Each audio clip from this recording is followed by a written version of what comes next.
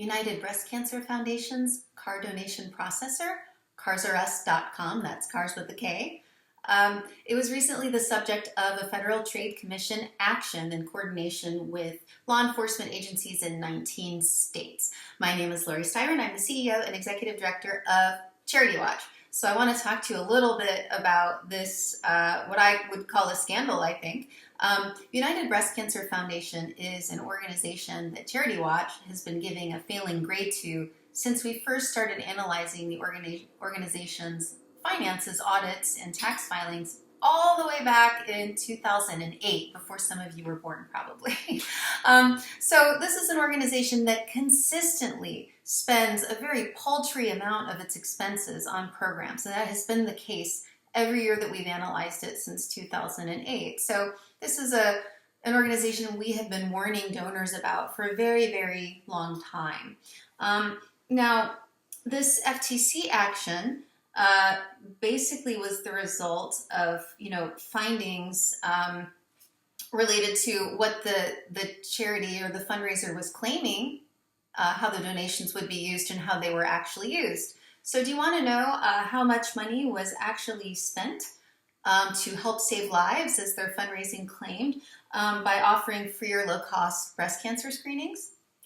Of the $45 million raised between 2017 and 2022, less than 1% went for that purpose, 0.28%, which is just more than 1/4 of 1%. Do you know how small that is? That's not even trying to look like you're doing anything. I mean,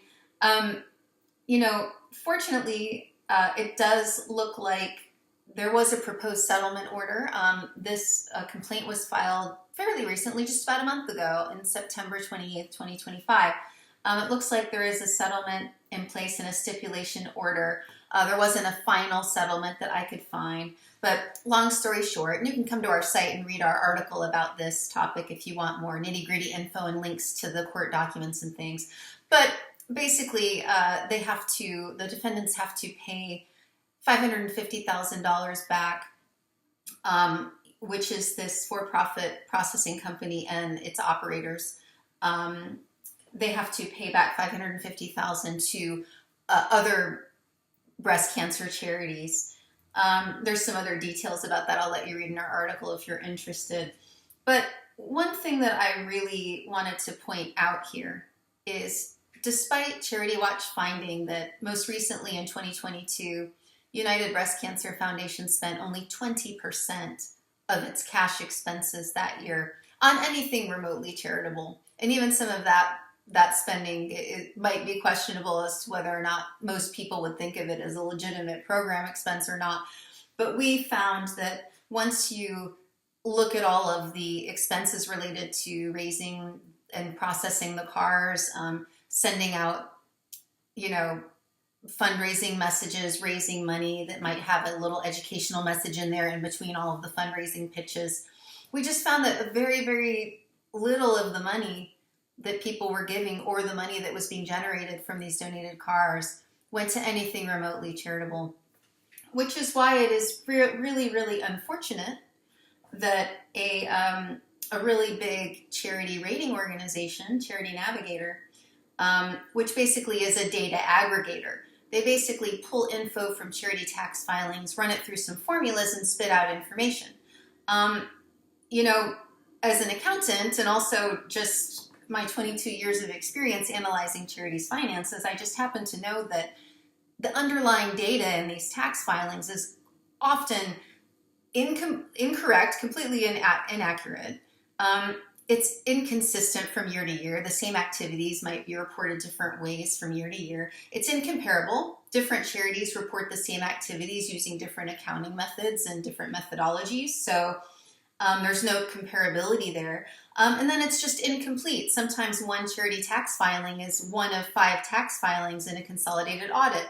So I wish it were easy to just run charity tax filings through a formula and come up with reliable results, but it isn't. CharityWatch was founded in 1992, and if it were possible to do that, we would have done it a long time ago. It's not possible to do that reliably and consistently. And unfortunately, Charity Navigator to this day, as of the day I'm posting this video, gives United Breast Cancer Foundation 4 out of 4 stars, a perfect rating, and they give it a 96% overall score. I think, we know why there's a difference in the rating. Firstly, when we analyzed, because CharityWatch's analysts are degreed accountants, when we analyzed the finances, we found that the charity is netting its fundraising costs related to the card processing. They're netting those from the related revenue, so they never show up in the charity's fundraising expenses. And then we also found that the charity reports over $6 million of joint costs in 2022. And joint costs are when a charity conducts a lot of fundraising activities and then slips in a call to action or an educational message in between all the fundraising pitches. And under accounting rules, they can then count a lot of the money spent on that direct mail or telemarketing calls or however they raise money. They can count that as a program. Now, do you think that's a program? It's questionable. You're welcome to have your own opinion on that. I think most owners would agree that that's not the type of funding more fundraising is not the type of program that most of us are trying to support with our donations.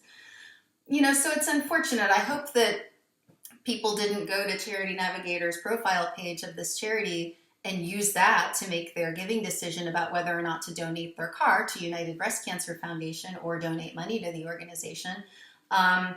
I really hope that they didn't steer people to doing that, people who were trying to do their due diligence to understand if this was a good charity to donate to or not. I just hope that they weren't led astray by this information.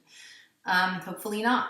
But in any case, so we found that in 2022, United Breast Cancer Foundation spent only 20% of its cash expenses on programs and 80% on overhead. It cost the charity $75 to raise each $100 of support. So it's just, our report on the organization, which is on our website at CharityWatch.org. We also point out a lot of family relationships at the charity. The top person at the charity gets paid $610,000, and that was just in 1 year in 2022. So a lot more information here, but at least, better late than never, I guess. At least there was a crackdown on this charity after all this time, which we're very happy to hear. But, everyone, do your due diligence. If you look at charity ratings online, please try to understand what information is used to compute those and try to understand if you think that's reliable or not, based on the source documents that are being used or the methodology, or does an analyst actually look at the documents, or is this just relying on computers to just hopefully get it right without really kind of having something in place to ensure that you're giving people good information, or information that's decision critical information so that they can make good giving decisions. My name is Laurie Styron. I'm the CEO and Executive Director of CharityWatch, and I hope this was helpful. Thanks, everyone.